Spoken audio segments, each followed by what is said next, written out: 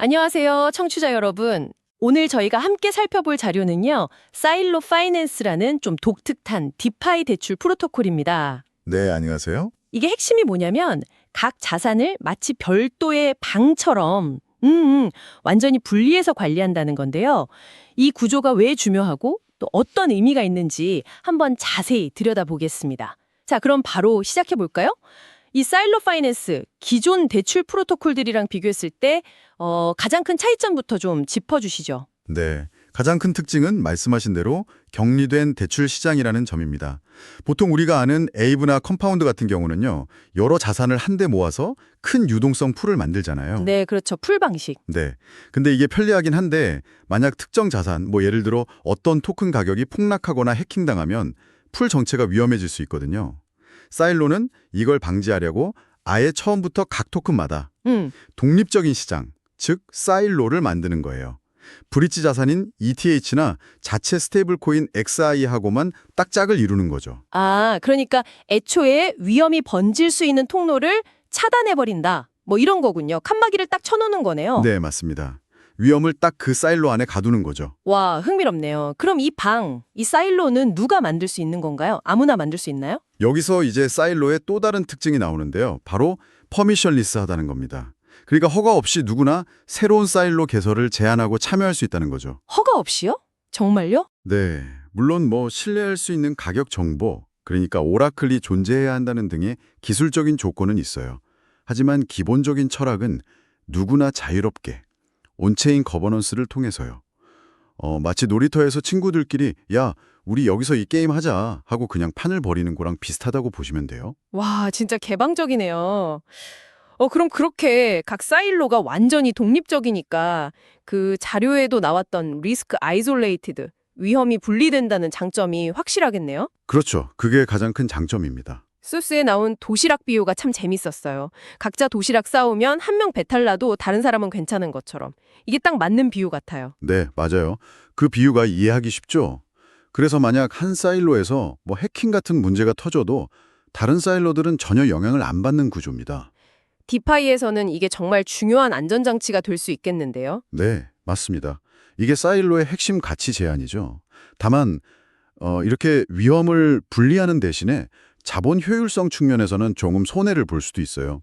모든 자금이 한데 모여서 활용되는 풀 방식보다는요. 아, 안전을 얻는 대신 효율성은 조금 떨어질 수 있다. 이런 트레이드오프가 있군요. 네, 그런 셈이죠. 그리고 또 하나, 이 분리된 사일로들을 연결하는 방식도 좀 독특해요. 아, 맞다. 그 브릿지 자산 이야기. ETH나 XARO를 쓴다고 하셨죠. 네, 서로 다른 사일로에 있는 자산끼리는 직접 대출이 안 돼요. 대신에 ETH나 XAI 같은 공통의 브릿지 자산을 거쳐야 합니다. 예를 들어서 A 토큰을 담보로 맡기고 ETH를 빌려요. 그 다음에 빌린 ETH를 B 토큰 사일로에 예치해서 B 토큰을 빌리는 거죠. 그러니까 다리를 건너서 다른 방으로 가는 식이네요. 그렇죠. 이런 구조 덕분에 다양한 토큰 간 대출이 가능해지긴 하는데 동시에 좀 주의할 점도 있어요. 전체 시스템의 리스크가 이 브릿지 자산, 즉 ETH나 XII에 집중 걸 수 있다는 거죠. 그렇군요. 위험을 분산시켰다고 생각했는데 또 어떻게 보면 그 다리 역할을 하는 자산에 새로운 위험 집중점이 생길 수도 있다는 거네요. 그럼 이자율은 어떻게 정해지나요? 이것도 각 사일로마다 다르게 움직이나요? 네, 맞아요. 각 사일로마다 독립적으로 그 사일로의 자금 이용률, 유틸리제이션 레이트라고 하죠. 거기에 따라서 이자율이 동적으로 변동합니다. 그러니까 돈을 빌리려는 수요가 많아서 해당 사일로 자금이 거의 다 나갔다. 그러면 이자율이 확 올라가고요. 반대로 자금이 많이 남아돈다. 그러면 이자율은 내려가는 거죠. 아, 그 도서관 컴퓨터 자리 비유처럼요. 사람 몰리면 이용료 비싸지고 텅 비면 싸지고. 네, 딱 그거죠. 수요와 공급 원리에 따라서 가격, 즉 이자율이 자동으로 조절되는 시장 메커니즘을 적용한 겁니다. 알겠습니다. 자, 그럼 만약에 담보 가치가 하락해서 좀 위험해지는 상황이 오면요.清算 절차도 당연히 있겠죠? 그럼요. 디파이 프로토콜에서 이거 필수죠. 시스템 안정을 위해서요. 각 사용자마다 헬스 팩터라는 건강 점수 같은 지표가 있어요. 부채 대비 담보 비율을 보여주는 건데요. 이 수치가 1 아래로 그러니까 0% 이하로 떨어지면 해당 포지션은 청산 대상이 됩니다. 아, 0% 이하? 네. 그때 이제 청산자, 리퀴데이터라고 불리는 사람들이 나서는데요.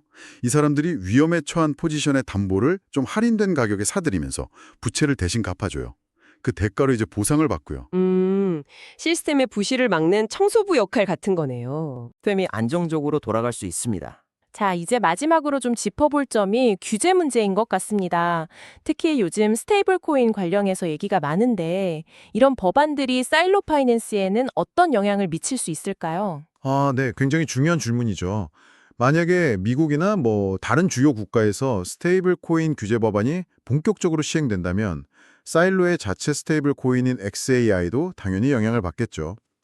해당 규제 요건을 충족해야 할 가능성이 높고요. 규제를 통과한 스테이블 코인은 오히려 신뢰도가 높아지는 긍정적인 측면도 있겠지만 네. 반대로 디파이 서비스 전반에 KYC, 그러니까 고객 확인 절차 요구가 강화된다거나 아니면 특정 사용자 그룹의 접근이 제한될 수도 있는 그런 가능성도 있습니다. 그리고 브릿지 자산으로 쓰이는 ETH 역시 이런 규제 환경 변화에서 자유로울 수는 없을 거고요. 이건 사일로뿐만 아니라 디파이 생태계 전체가 좀 주목해야 할 변수라고 생각합니다. 그렇군요. 오늘 사일로 파이낸스에 대해서 정말 깊이 알아봤는데요. 위험한 분산시키면서 또 개방성은 유지하려는 상당히 흥미로운 시도라는 생각이 듭니다. 네, 맞습니다.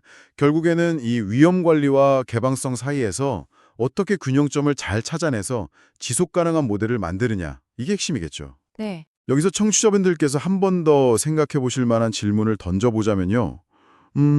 이렇게 시장을 잘게 나누는 격리된 구조가 장기적으로 봤을 때 디파이 전체 시장의 유동성에는 과연 어떤 영향을 미치게 될까 하는 점입니다. 그리고 또 하나, 누구나 시장을 만들 수 있다는 이런 극단적인 개방성이 과연 거버넌스를 통해서 어떻게 효과적으로 또 지속 가능하게 관리될 수 있을까?